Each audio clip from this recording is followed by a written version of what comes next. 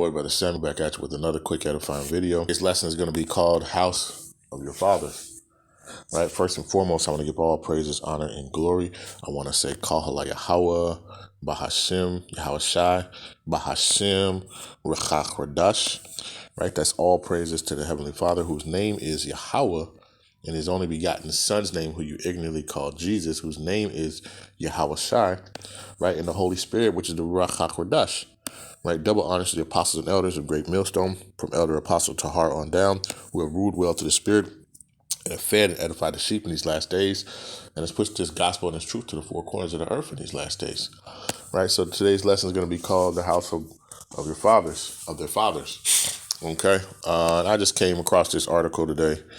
You see, it says, what is this? hiphopvibe.com. It says, girl tells her mother that she's the only person blood related to her husband, so it doesn't matter how many times she sleeps with him. And we're gonna read into it, right? So it says, girl tells mother she is her father's true next of kin despite marriage. Right? It says there is always the relationship between a mother and a son, but there's also a father and his daughter, which is also a strong bond. As a result, there's things a father and daughter will do for one another that others won't understand. One woman jokingly put her mother in place, right, regarding her father, her mother's husband. Right? It says the daughter said, in spite of what the marriage certificate says, she is the true next of kin. Her reasoning is that if he needed a vital organ, they're calling her, not her mother. Right? And that's, this is a true statement. The young woman is talking, in the spirit, and I don't, she knows the true understanding. We're going to go to the scriptures and get that, right? But it says, while parents are normally relatively strict on children, there are times when the rules get laxed. As a result, one daughter was giving her mother a light checking. There are some people who may find what the daughter said to be disrespectful. However, to understand the context of the vocal, it's clear that it is a light and playful conversation, but the daughter said enough to definitely become the internet's leading trending topic, right? So I want to read that part again. Let's see, where it says, okay, right here in the middle. So it says, one young woman jokingly put her mother in place regarding her father, her mother's husband. It says the daughter said, in spite of what the marriage certificate says, she is the true next of kin. Her reasoning is that if he needed a vital organ, they're calling her and not her mother. Well, why is that? Right? And when you go through the scriptures, the girl is absolutely right, even though she's not basing it on that, but we'll get that, real quick. So, matter of fact, let me see something real quick. So it says, she said that, she's the next of kin despite marriage. Well, why is that? The scriptures, will tell you that, right? Let's get to that. Let's just get into it. They say, Lord's will, it's not going to be long, just Lord's will is edifying, right? For some people who might not know, right? And to get that, we understand that the man carries the seed, right? The man carries the seed, right? And so regardless of what, if you have a seed, and regard of what, earth or land that the seed is put into, it's gonna, that whatever that is going to become whatever that seed was, right? And whatever came from that seed. So for an example, if you had a apple seed and you plant it in the ground, doesn't matter where you plant it, right? You can plant it in China, you can plant it in America, you can plant it in Mexico, it's still going to be an apple tree, right? That seed is going to produce an apple, right? And it's the same as in like your nationality, right, of who you are, right? So you come from the seed of your father, right? So even it doesn't matter, the ethnicity of the woman, right, or who carries the once the seed is implanted, right? It doesn't matter who they are. That child is still going to be whatever that seed is, right? So if you're a seed of an Israelite, right, a so-called Black, Hispanic, or Native American, right, your father, right, whatever. I'm trying to put it in layman's term, make it plain upon tables. So whatever the woman, right, the mother is, it doesn't really matter as long as it's what the father has, because the father has the seed. Okay, and so let's just get this right. This is the book of Numbers, chapter 1 and verse 18. It says, and they assembled all the congregation together on the first day of the second month, and they declared their pedigrees after their families by the house of their father, right? According to the number of the names from 20 years old and upward by their polls, right? So, it's the lineage is driven by your father and your father's seed. So if you are an Israelite, right, your father was an Israelite, right? It doesn't really matter what your mother is, right? Because it matters what that seed is. That seed comes from, an Israelite, right? So, or a so-called Black, Hispanic, and Native American male, right?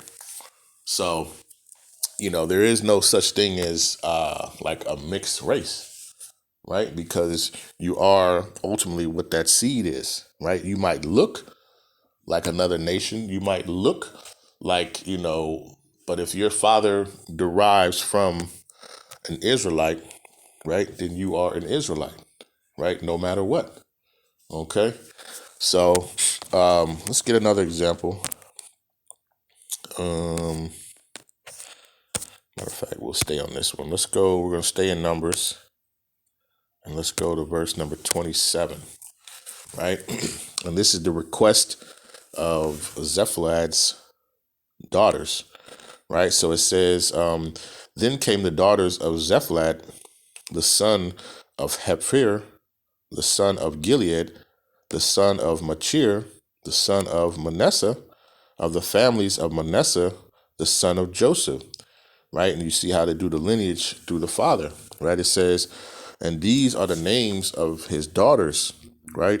Ma'alah, Noah, and Hagla, and Milcah, and Tirzah, right? So like if I butchered those names, and it says, and they stood before Moses and before Eleazar, the priest, and before the princes and all the congregation by the door of the tabernacle of the congregation, saying, our father died in the wilderness, and he was not in the company of them that gathered themselves together against Yahawah in the company of Korah, but died in his own sin and had no sons. Right? It says, why should the name of our father be done away from among his family? Right? And his family ultimately goes into, the tribe of Manasseh. Okay? And Manasseh was the son of Joseph, right? And Joseph was one of the patriarchs of, who came from the patrilineage of Jacob, whose name was changed to Israel. Okay? So it says, why should the name of our father be done away from among his family, because he have no sons? Give unto us, therefore, a possession among the brethren of our father, right? So ultimately, the tribe of Manasseh, would be his brethren, right? He had no next to kin, right? It says, and Moses brought their cause before Yahawah, and Yahawah spake unto Moses, saying, the daughters of Zephalah speak right. Thou shalt surely give them a possession of an inheritance among their father's brethren, and thou shalt cause the inheritance of their father to pass unto them. Right? So ultimately, the lineage and his brethren would be from, the tribe of Manasseh, right? So they kept his inheritance within that tribe, right? And guess what? His seed line can still be brought back through ultimately his brethren, which would be like of the children of Manasseh, okay, of the brothers of Manasseh, you know. That way, his inheritance and all that will still stay in in that lineage, right? So ultimately, it's you are who your father is, and the sister was right, I mean, she kind of put her mom in place and let her know, listen, I'm the true next to kin, right? Why? Because she is the seed of her father. Okay. Now, if her father had a son, he's also the seed, right? And then he would pass on that lineage. Now, ultimately, when she gets married, right, she's not gonna, she wouldn't be able to bring back her seed because another man is gonna be planting a seed in her, right? So ultimately, that's the case, right? So, she what she said, was is biblical, okay, as according to her mother, right? So, um, you know, just a little tidbit. I didn't want to go too far into it, but luckily, hopefully, you understand it, right? So, your lineage comes from your father who carries the seed. So, whatever seed your father is, that's who you are at the end of the day, right? There is no mixed, you know, nothing, right? It's no mixed nothing. You might look like your mother, right? But ultimately, you come from the seed of your father. Your father is the one that carries the seed, you know. So, Lord's will, this was edifying, right? I want to give all praises, honor, and glory. I want to say, Halal, Yahawah, Bahasham, Yahawashi, Bahasham, Qadash, right? Peace and blessings to the 12 tribes scattered abroad. A mighty shalom to the hopeful elect, right? To the 144,000 men. Stay strong, stay diligent, keep singing the same song, keep doing the work, right? Keep watching and praying, right? And to the rest of the elect, stay strong, stay diligent, keep praying for one another, right? And with that, I want to say, shalom.